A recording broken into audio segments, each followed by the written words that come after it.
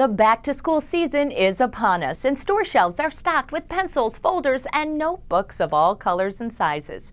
Perhaps the most important thing parents can equip kids with, however, is a visit to the doctor's office.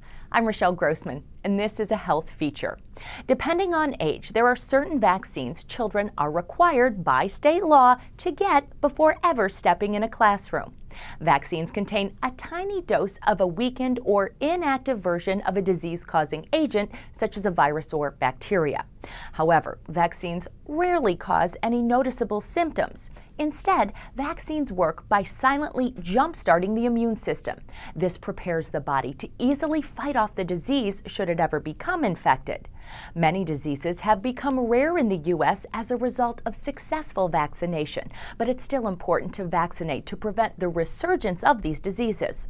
So, how do you keep track of which vaccinations are required and when? Dr. Stefanie Spaeth, a pediatrician at Baylor Scott White Health in Dallas, Texas, explains. The best way to keep up with your children's vaccines is to make sure your child is up to date on their annual checkups. Every year, your child should go into the doctor for a regular checkup, and your doctor will review the shot record and make sure your child is up to date. Another way to stay on top of your child's vaccines, make sure and also keep track of their immunizations yourself. It's always a good idea for parents to keep track of their own child's immunizations as well. You may have a written copy, like a chart that they give you in the hospital where you can fill in the vaccines, or a little booklet that you can purchase that has the vaccine schedule in it, and you can keep a written copy. There are vaccines required for almost all children before kindergarten. Even if your child received a dose as an infant, many vaccines require a second dose, a booster, after the age of 4.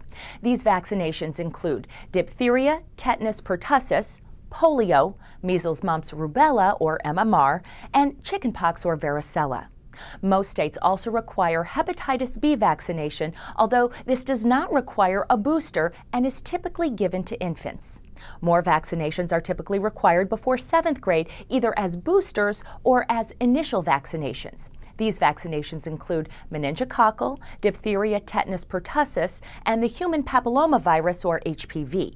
Some schools may also require an influenza vaccine, sometimes known as the flu shot or flu mist. Flu vaccines should be coming out around September. September, October is the ideal time to have your child vaccinated for the flu.